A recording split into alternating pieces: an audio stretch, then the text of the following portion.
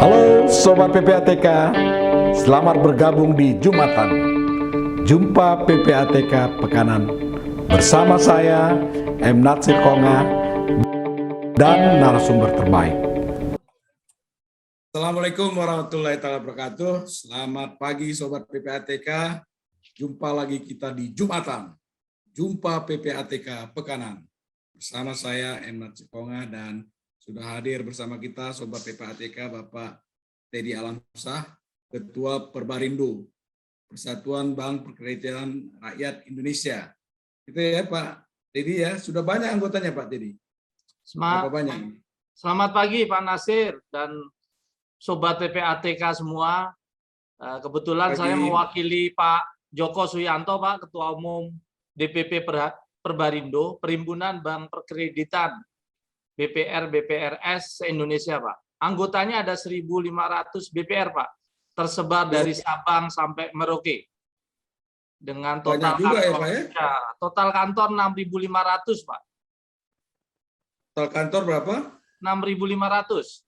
Dari Sabang sampai Merauke, Pak Nasir. Mungkin Sobat PPATK belum tahu nih Pak Teddy. Bank Perkreditan Rakyat dengan bank umum itu apa? Itu coba mungkin dijelaskan tuh. Baik Pak. Kata-kata rakyat ya. Ya, sebenarnya sama Pak substansinya, cuman bedanya dengan bank umum sama-sama bank yang diatur oleh undang-undang Pak. Cuman kalau BPR ini bank yang dimiliki anak negeri Pak. Makanya tagline di belakang saya itu Bank Sahabat Anak Negeri Pak. Karena 100% hanya boleh dimiliki oleh warga negara Indonesia Bapak. Itu aja perbedaannya. Sekilas ya Pak ya. Dan yang pemiliknya modalnya itu minimal berapa Pak untuk bisa? Sekarang sudah ada aturan baru Pak untuk modal di zonasi, minimal ada yang di 25 miliar, 50 miliar dan 100 miliar Pak. Ada zonasinya masing-masing Pak untuk yang peraturan POJK yang terbaru. Tapi juga saya lihat ada juga bank perkreditan rakyat itu sebesar bank umum ya Pak ya? Ada Pak, di Lampung, ada di Lampung, Bang Eka. Jawa Barat ya? Ya, ada Pak. Jadi itu kalau untuk ininya Pak boleh di mana aja Pak? Bagaimana Bapak?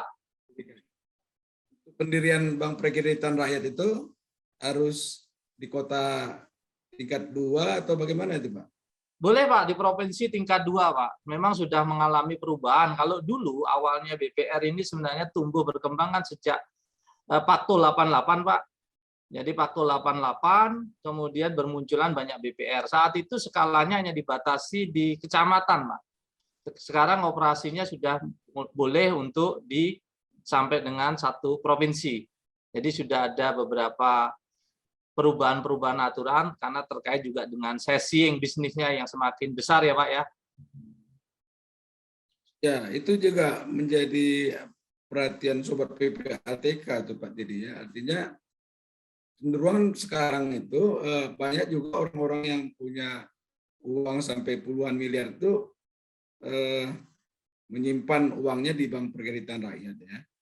Nah, ini diindikasikan juga karena sistem katanya seperti itu informasinya di Bank Perkreditan Rakyat itu tidak begitu sekuat di bank umum sehingga banyak pelaku kejahatan ataupun para koruptor menyimpan di Bank Perkreditan Rakyat. Ini seperti apa nih menyikapi isu-isu yang begini nih Pak Teddy? Sampai hari ini Pak kami belum mendapatkan informasi terkait dengan itu ya Pak, karena memang sifatnya pelaporan ini kan tertutup ya Pak. Baru setelah terjadi kejadian baru bisa dikonsumsi publik kan begitu ya Pak. Tapi prinsipnya kalau industri ini Pak, baik dari asosiasi khususnya Perbarindo selalu terus-menerus mengajak semenjak ada aturan tentang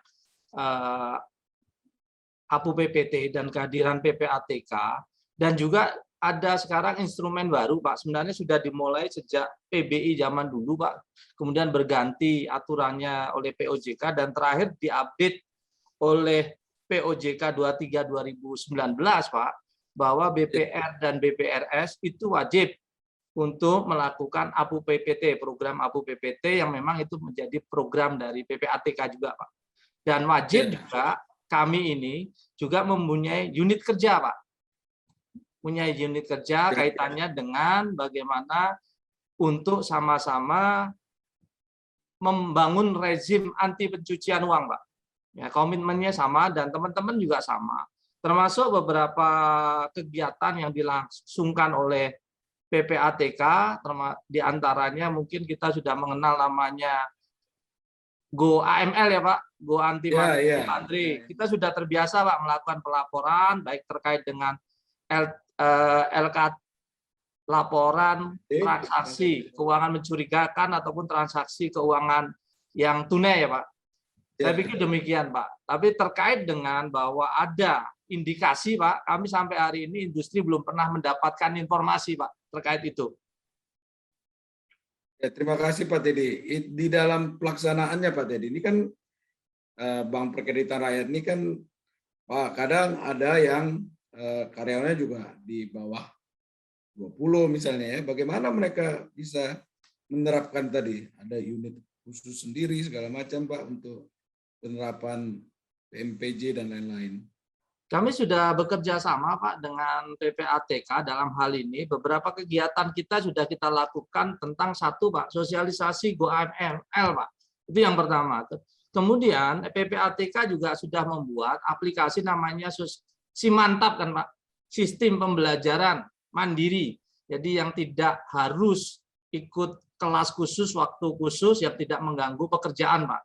Secara prinsip sudah kita edukasi dan beberapa gelombang, berapa kali kita ada namanya belajar bersama Pak. Tapi memang di grup yang diinisiasi oleh Perbarindo itu ada mentornya, ada tentornya, jadi belajar bersama bagaimana mengenal, menganalisa, serta mempelajari tindak pidana pencucian uang itu melalui program Simantap Pak. Dan kebetulan kita juga sudah banyak Pak, kan frontliner juga kita minta untuk melakukan itu. Secara prinsip untuk melakukan kegiatan bagaimana kita menghindari tindak pidana pencucian uang ini sepertinya tidak ada kesulitan Pak. Kalau secara teknis ya Pak, karena yang paling di depan kan adalah di frontlinernya Pak. Karena PPATK sendiri sudah menyiapkan dua aplikasi Pak. Satu untuk pelaporannya adalah Go AML, yang itu Pak rata-rata BPR sudah terdaftar sebagai pelapor Pak. Ya, karena kan syaratnya untuk melaporkan terdaftar dulu di Bapak nih. Kemudian baru akan melaporkan kan gitu, Pak. Yang kedua adalah bagaimana dengan misalnya kapasitas BPR yang tenaga kerjanya terbatas, di frontliner kita juga bisa pembelajaran mandiri, Pak. Yaitu melalui Simantap yang PPATK buat dan siapkan untuk kita, dan itu kapan aja, di mana saja bisa belajar, Pak. Saya pikir itu, Pak. Dan ada juga e-learning, Pak, ya. Ya, betul, Pak. Jadi cukup aktif Perbarindo nih, Pak, ya, di dalam... Sangat, Pak. Sangat. Saya catat, Pak, kita kerjasama dengan PPATK mungkin sudah ada 4-5 kali, Pak, sampai periode saat ini. Itu sosialisasi Go AML aja kita lakukan kan bertahap, Pak. Tidak langsung terhadap 1.650, Pak. Tapi kita melakukan tahapan, kita bagi zonasi-zonasi, Pak. Termasuk yang Simantap dan yang lain-lain, Pak. Nah, untuk mendorong Pak, anggota dari Perbarindo ini ya, Bank Perkreditan Rakyat, menyampaikan laporan sebagaimana kewajibannya itu, apa Pak yang dilakukan Pak? Karena memang sampai sejauh ini kan masih minim Pak.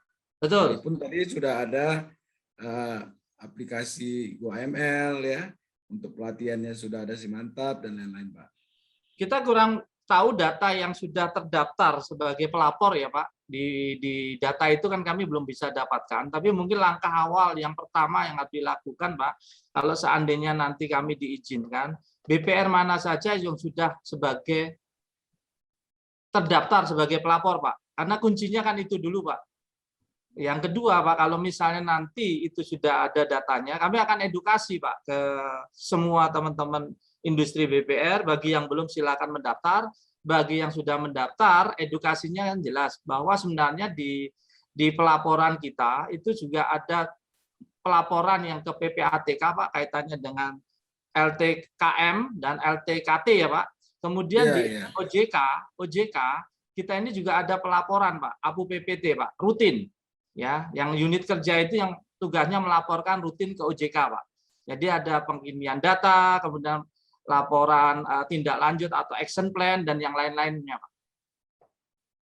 Nanti untuk apa mungkin koordinasi Pak ya dengan tim kami di PPATK terkait sudah berapa banyak pihak pelapor yang melaporkan gitu ya. Yang Betul, betul Pak. Karena kami industri tidak tahu Pak yang sudah mendaftar di Bapak itu ada berapa datanya dari 1.650. Tapi seperti di kami juga rutin karena sudah mungkin sebagai terdaftar ya Pak, sering juga PPATK kan ngasih share data informasi tentang DTTOT ya Pak, oke, dan yang ya. lain-lain itu. Saya pikir itu Pak. Prinsipnya memang Perbarindo sangat aktif Pak dan selalu ngedukasi ke teman-teman untuk melakukan analisa kaitannya dengan pelaporan LTKM dan LTTT ya Pak, TT. LTKT. Laporan transaksi keuangan tunai Tunai dan di yang atas mencurigakan 500 Pak. juta per hari. Ya, moga-moga karena sesi yang kita ini kan kecil Pak, industri ini ya Pak. Ya, ya. Kalau yang mungkin kita belum ada laporan di Bapak ataukah karena memang belum masuk kategori Pak. Ya karena kan memang industri ini kan sesinya kecil. Di Go AML ini kan sebenarnya kan ada beberapa pelaporan Pak. Misalnya contoh satu yang transaksi keuangan mencurigakan laporannya, transaksi keuangan yang tunai Pak. Kemudian kan juga ada yang transfer Pak. Ya, transfer ini kan BPR tidak bisa Pak. Jadi kalau transfer ya, tidak bisa langsung Pak. Karena kami langsung menginduk kepada bank umum Pak. Jadi transfer kami itu tidak bisa langsung B2B. Misalnya begini Pak, saya mau transfer ke rekening Bapak di BPRB. Kami harus lewat bank umum Pak. Nah, bank umum inilah yang mungkin yang melaporkan Pak transaksinya. Ya, ya. Nah, gambarannya mungkin begitu Pak pemahamannya Pak. Jadi kita Jadi ini kalau saya nasabah bank Perkreditan Rakyat A, ya jadi Pak BPRA itu nggak bisa langsung ke BPRB nggak bisa Pak. Oh, harus pakai bank umum ya? Pakai bank umum. Jadi apa namanya istilahnya clearingnya harus bank umum, transaksinya harus melalui bank umum.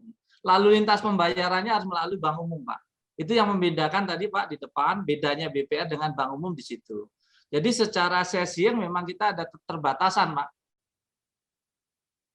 Kalau program-program Perbarindo sendiri apa itu Pak yang sudah direncanakan atau terprogram untuk mengembangkan anggota ya, khususnya buat lebih paham tentang anti pencucian uang dan lain-lain gitu Pak. Kita rutin Pak mengadakan sosialisasi dan memang terakhir kemarin sudah hampir sekitaran 5 kegiatan yang kita lakukan Pak, ya bekerja sama dengan PPATK kaitannya dengan hal tersebut dan juga masing-masing industri itu juga melakukan Pak, wajib di POJK-nya Pak, bahwa kami diatur oleh regulator bahwa setiap SDM baru yang bekerja di BPR, BPRS wajib untuk mendapatkan Pak kelas tentang APU PPT Pak.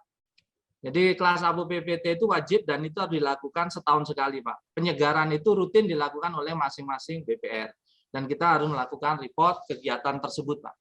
Jadi memang secara sistem harus begitu Pak kita lakukan. Meskipun itu BPR ada di berbagai pelosok daerah gitu Pak ya. Betul Pak, betul Pak. Ya ini nanti masing-masing BPR yang melakukan ya Pak. Tapi memang kalau sekarang dengan era Zoom seperti ini saya pikir lebih memudahkan ya Pak.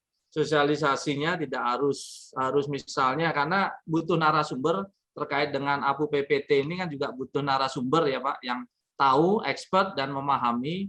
Kadang-kadang ada kendala ketika harus mengajar di tempat yang cukup jauh, kendala transportasi, kendala biaya dan lain sebagainya. Tapi memang secara prinsip, secara masing-masing entitas juga sudah melakukan seperti itu, Pak. Karena memang diatur termasuk oleh regulator, oleh OJK-nya juga mewajibkan kaitannya dengan kegiatan tersebut harus dilakukan. Pak Teddy, itu kalau ukuran bank Perkreditan Rakyat itu dari yang kecil sampai yang besar itu kira-kira apa ya istilahnya, omset ya Pak? Per bulan itu kalau yang kecil itu sampai berapa itu Pak? Atau yang paling besar berapa juga nilainya? Ini gambarannya Pak total. Memang kalau kita bicara aset BPR itu sekarang sampai dengan Agustus 2021 ya Pak ya. data yang kita miliki, total aset kita itu sebenarnya 162 triliun, Pak. Total ya, Pak. Total. Besar dong ya, dan kontribusinya buat Ya, pembangunan ekonomi cukup signifikan tuh, Pak. signifikan, Pak. Tidak hanya skala ekonominya, Pak, tapi pemerataannya, Pak.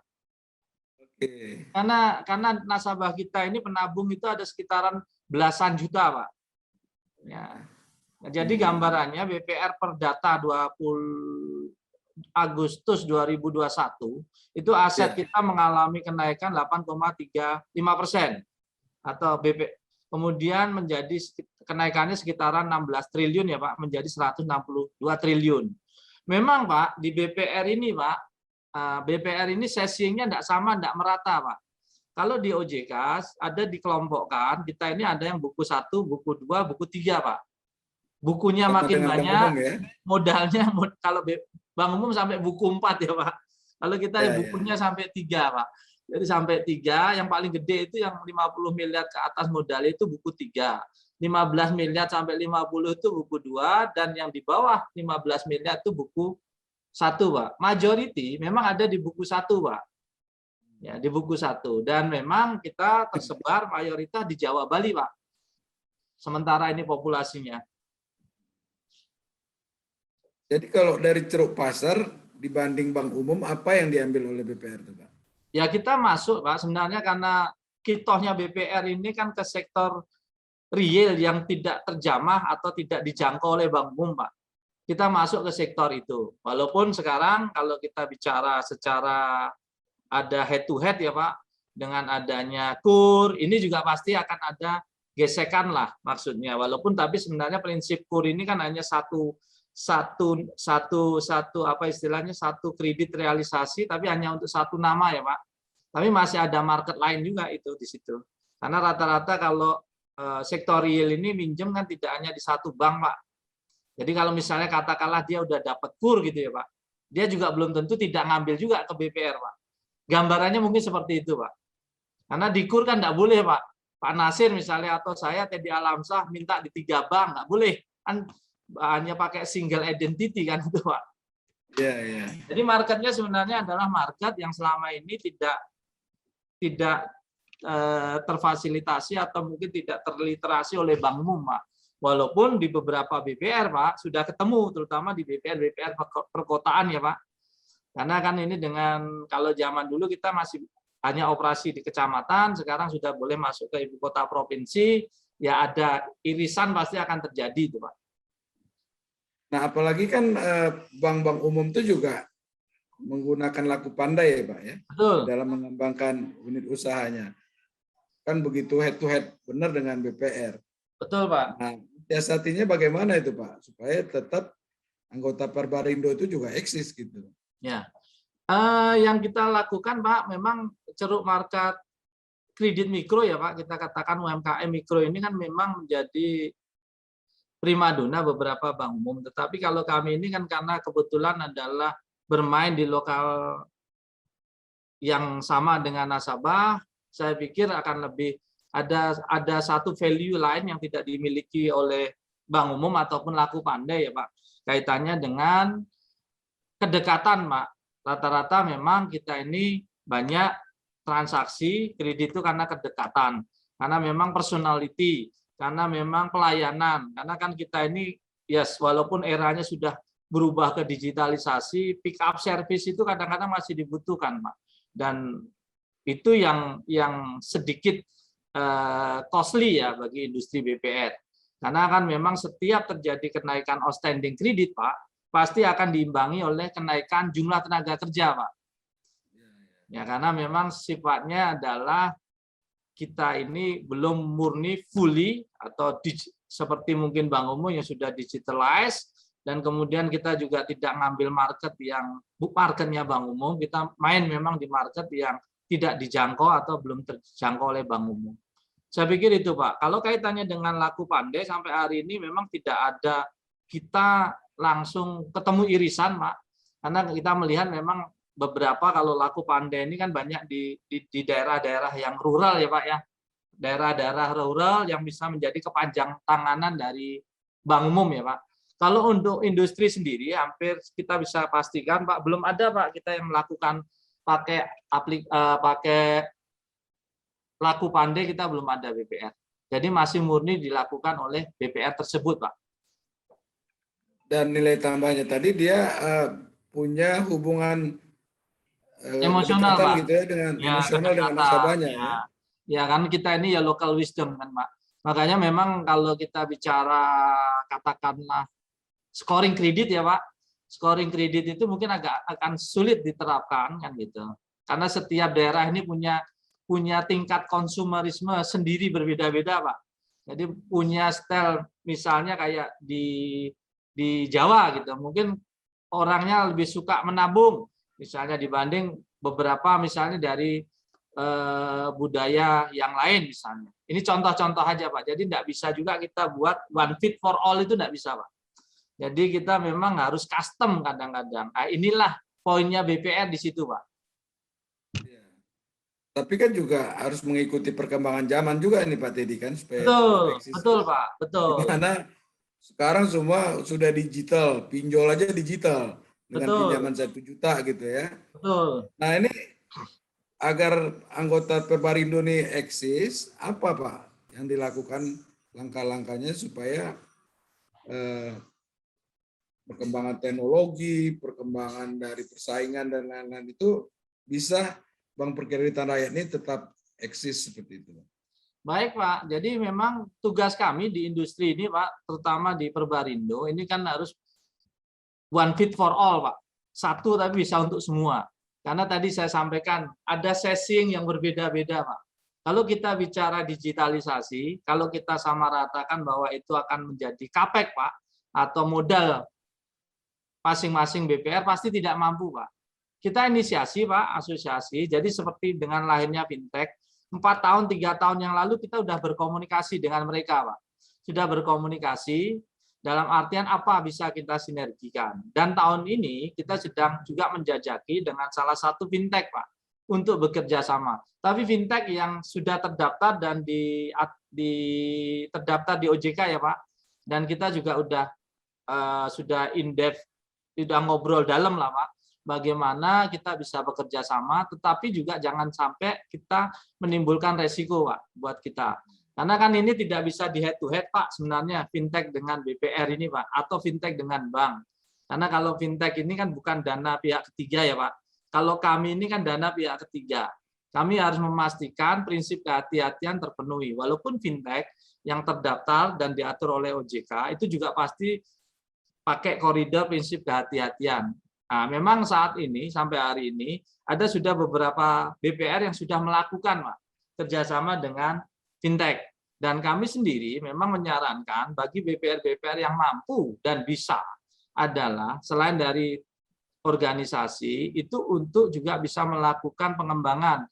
Karena memang pilar di OJK ini sekarang ada 4, Pak. Roadmap-nya BPR-BPRS yang disampaikan ke kita dari OJK.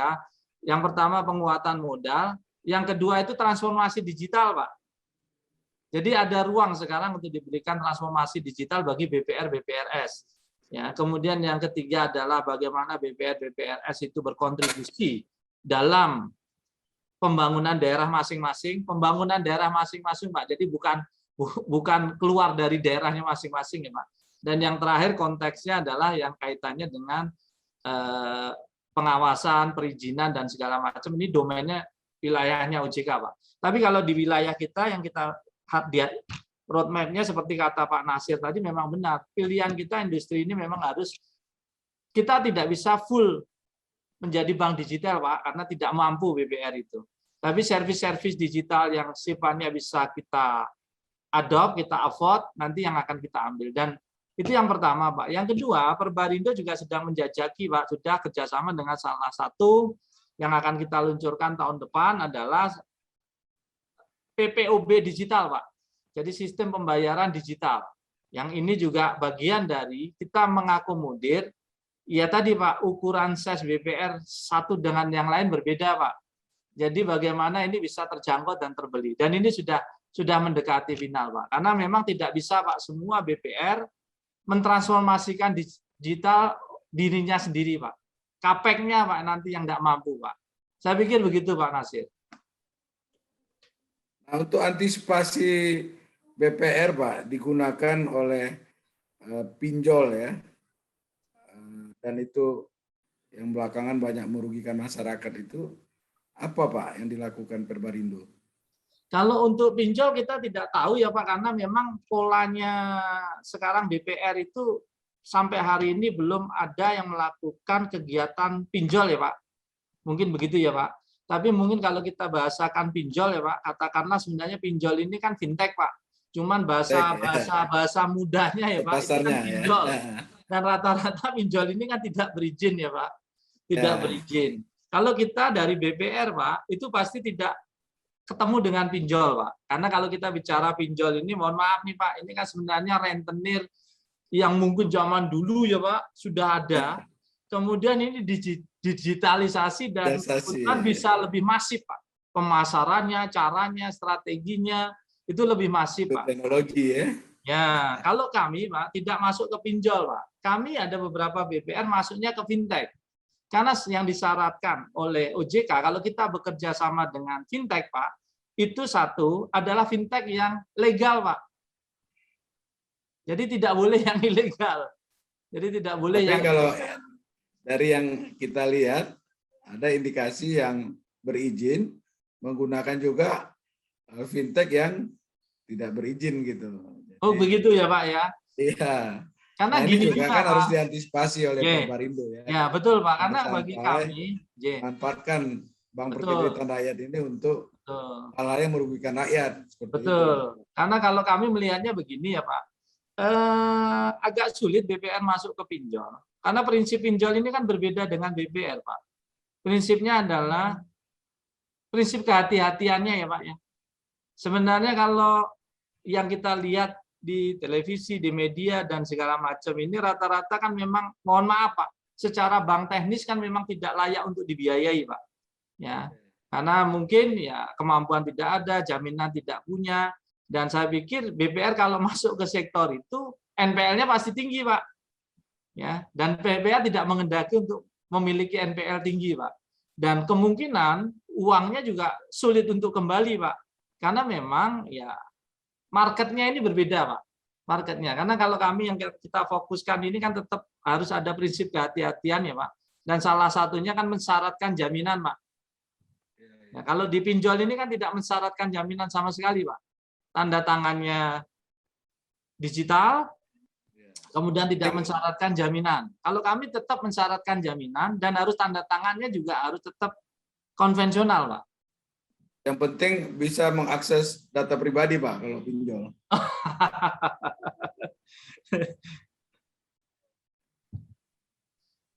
Nah selama ini Pak, apa keluhan yang ada pada BPR Pak ya?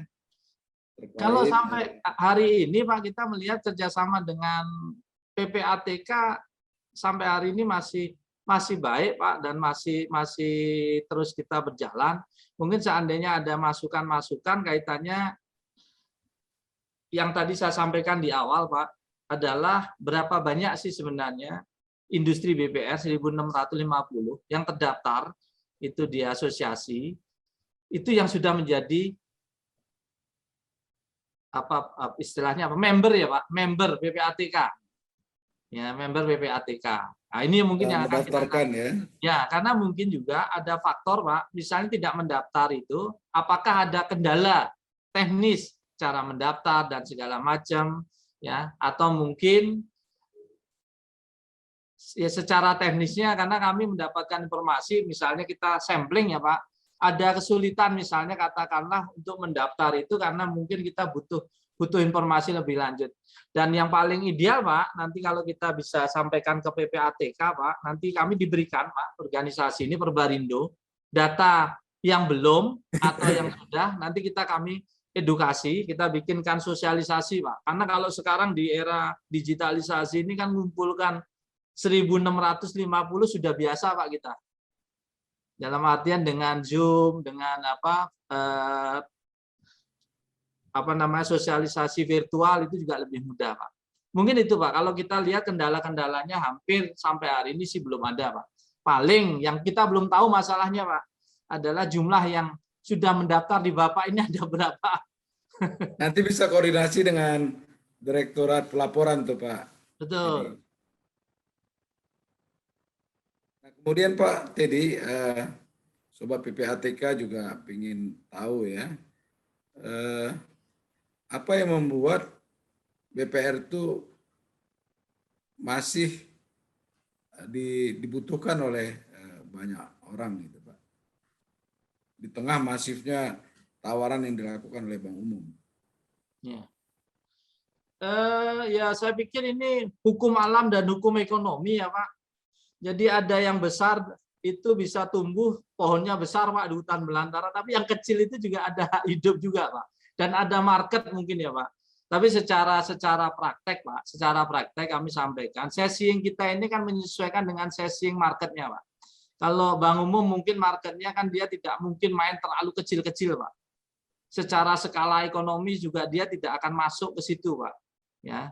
Maksudnya mungkin BPR itu memberikan pinjaman di bawah 1 juta atau begitu Pak? Ada Pak, BPR yang masih di bawah 1 juta, rata-rata 1 juta, 5 juta, itu juga masih ada Pak. Masih ada, tapi bicara sesing Pak, saya pikir kalau kita pun terlalu kecil-kecil Pak, itu tadi yang saya sampaikan, dengan cara konvensional, setiap ada kenaikan number of account atau NOA atau jumlah nasabah, atau kenaikan outstanding kredit, itu pasti diikuti oleh kenaikan tenaga kerja kan Pak.